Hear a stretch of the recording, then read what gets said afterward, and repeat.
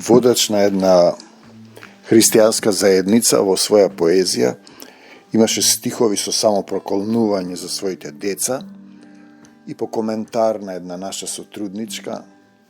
тој рече дека тие зборови имале секуларно значење, односно световно значење, не се однесувале на духовниот свет. За да ја познаваш природата на изговорен збор, за да разбираш дека во зборовите има живот и смрт, за да разбереш дека тоа што го зборувате, тоа ќе ви го дадам, за да разбереш дека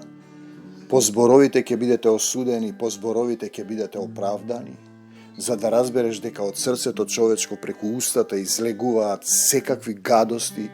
со кои после ќе треба да одговараш, за да разбереш дека словото без дух е мртво, словото убива, а духото животворува.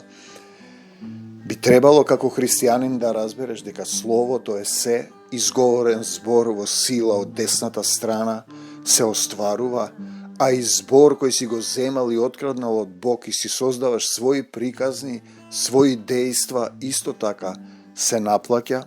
кој ќе плати за тие зборови, посебно кога не се во сооднос со Светото писмо, клетви, омраза, хулење на Бог, например уметнички дела, хули на Бог, хули зборува со вера и потоа се материализира во неговиот живот. Имав актерка која го губеше гласот после клетви и колнења. Кога ја дадов молитвата поместена во една книга во името на Господ Исус Христос да ја кажува пред представата, сопре тоа дејство, хулиш на Исус во представата и се слошува на актерка, и потоа сите на крајот ракоплескаат, му се поклонуваат на лицето на зверот. Може би во салата седи еден човек кој не ракоплеска, само вели прости им татко, не знаат што прават. Луѓето не разбираат дека зборот е двоостар меч со кој ти упатуваш сила во светот, која се враќа кај тебе, зашто некој мора да плати за тоа, за гревовите, за зборовите несоодветно употребени, бидејќи постои закон Божји, кој треба да го знаеш. Ако мислиш дека си уметник, си се одделил од Бог, бидејќи уметноста претходно, театарот во Македонија бил посветен на Таткото небесен, Кокинскиот неолитски железен театар, Дионисовиот театар, исто така античко-македонски посветен на Таткото небесен.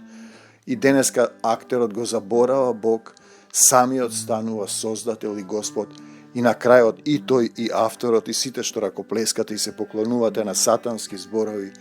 ќе одговарате за својот грев.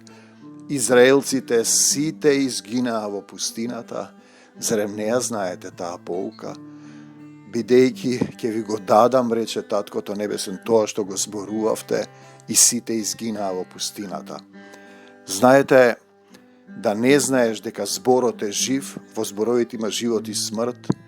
и мислиш дека нешто правиш, по извесен период една актерка ми вереше се што играм темни сцени ми се случува во животот. Знаете, ќе треба да се излее уште една книга за да оставам за луѓето кои зборуваат јавно да размислат дека зборот е сила која поаѓа од твоето срце, оди таму некаде, се фрла некое семе и се враќа кај тебе, кај оние што му се поклонуваат, што го слушаат и што веруваат во тоа слово. Инаку Исус е Словото Божјо натопено со крвта, и ако тоа слово си го земал и го потребуваш за своја драма, за своја приказна, за своја уметност, на крајот самиот плаќаш, тоа е она апостол Павле на израелците, крвта ваша на главите ваши, љубовта Исусова да ве преплави сите.